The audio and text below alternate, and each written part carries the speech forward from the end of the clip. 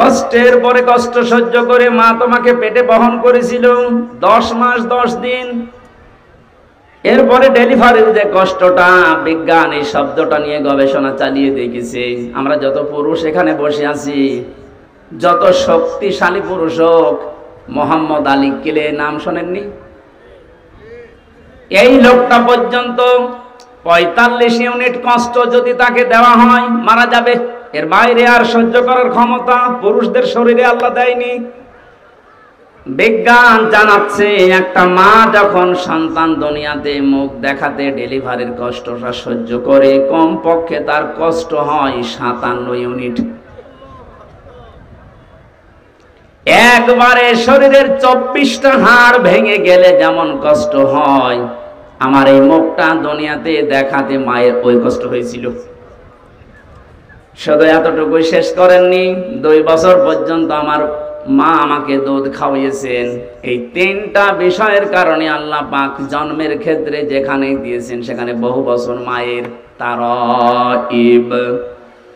পৃথিবীর মানুষরা এই যে আনিশকুর লিল্লাহ এই শব্দের ব্যাখ্যা পড়তে গিয়ে একটা আশ্চর্য বিষয় আমার কাছে এসেছে। আল্লাহ যেখানেই তার নিয়ামতের শুকরিয়া আদায় করো, শুকরিয়া আদায় করো এই কথা দিয়েছেন, পুরা কোরআনে দেখবেন ওই জায়গার পরে আল্লাহ মা বাবার শুকরিয়া আদায় করো এই শব্দটা লাগিয়েছেন।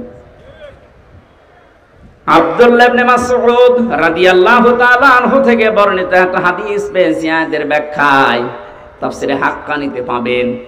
তিনি লিখেছেন, পৃথিবীতে কেউ যদি আল্লাহর নিয়ামত পাওয়ার পরে শুকরিয়া আদায় করে কিন্তু মা বাবার শুকরগুজারি করে না, ও যেন আল্লাহকেও মানে না।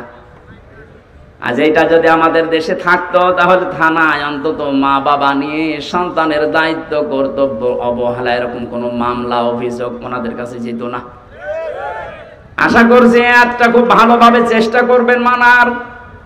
এটা গুরুত্বপূর্ণ এত বেশি, কিয়ামতে একটা প্রাচীর আল্লাহ বানিয়ে রাখবেন। এই যে প্রাচীর দেওয়া আছে, এখানে আল্লাহ কিছু মানুষকে দাঁড় করাবেন। ওই যে যারা দাঁড়িয়ে আছে মনে করেন ওইভাবে দাঁড়িয়ে থাকবে। ওইদিকে জান্নাত, এইদিকে জাহান্নাম। ওদেরকে আল্লাহ জান্নাতে দেবে না। নবীজি বললেন ওদেরকে আল্লাহ জান্নাতে না দিয়ে দাঁড় করিয়ে রাখবে আরাফ নামক এই প্রাচীরের উপরে, জান্নাত জাহান্নামের মাঝে। সাহাবীরা বলে, হুজুর জান্নাতে দেবে না কেন? বলে মানুষগুলো দুনিয়াতে ইবাদত বন্দেগী করেছিল কিন্তু মা বাবার হক আদায় করেনি, এই জন্য জান্নাতে দিচ্ছে না। জাহান্নামে দিচ্ছে না কেন?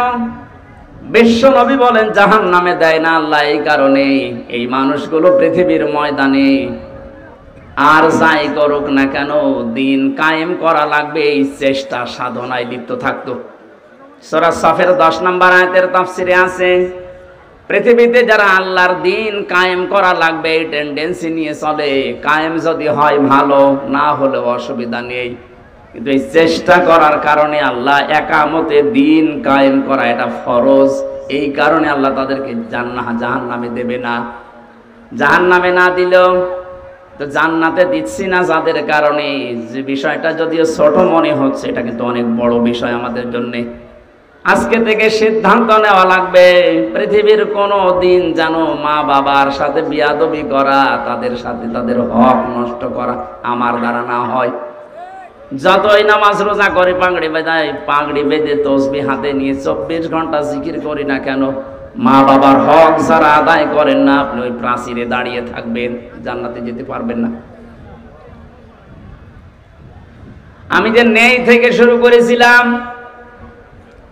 এ পানিটা মায়ের রেহেমের ভেতরে যাবার পরে আধুনিক বিজ্ঞান যারা কোরআনে কারিমের আয়াতের তাফসীর বের করেছেন আমি দেখেছি, ওনারা বলেন যে এই মায়ের পানিটা বাবার পানিটা একসাথে মিলে 340-এর পরে 4টা জিনিস তৈরি হয়, চুল, রগ, হাড় আর পর্দা। রক্ত, গোশত, চর্বি আর চামড়া, 4-8টা জিনিস এক হয়।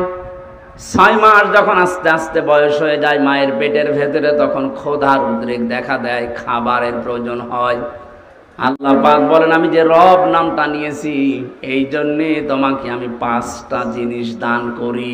ওয়াজআলা লাকুমুস সামআ ওয়াল আবসারা ওয়াল আফইদা ইলা আখির আয়াত।